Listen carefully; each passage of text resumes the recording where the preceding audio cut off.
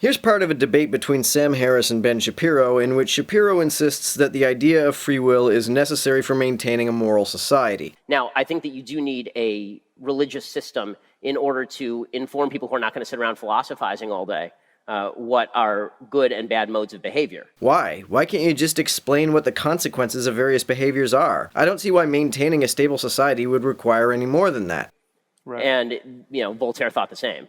So I think that the notion of a dual... But is it important to believe that those good and bad modes were approved of or discouraged by an omniscient being? I mean, can't we just chart a course toward greater fulfillment, greater peaceful collaboration based on just an intelligent analysis of what it is to be social beings? I don't think you can unless you're willing to acknowledge that reason, the capacity to choose, the capacity to act in the world, that these things exist, and that has to be done based on assumption, because you actually oppose some of these things, right? Like, you don't think free will exists.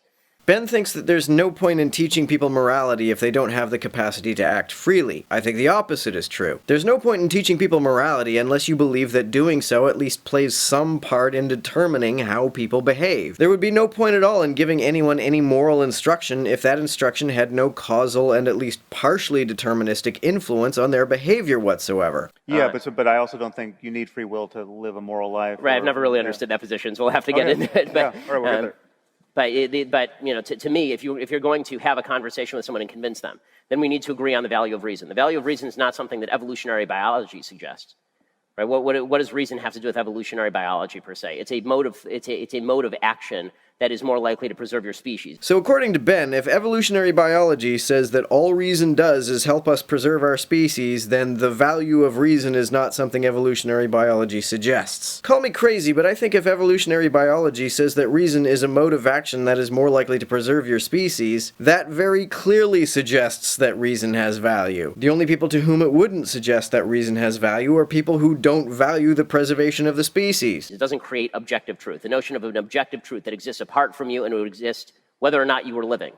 This is not something that can necessarily be gathered from science alone. Right? You have to make certain assumptions about the universe and the way that your mind reflects what is present in the universe, right? As Kant would argue.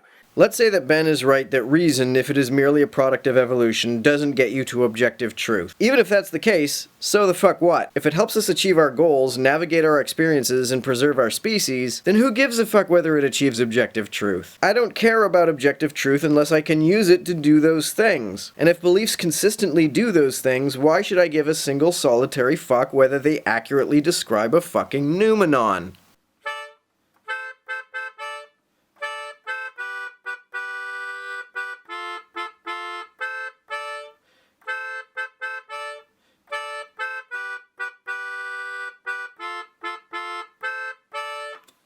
Thanks again for helping me out on Patreon.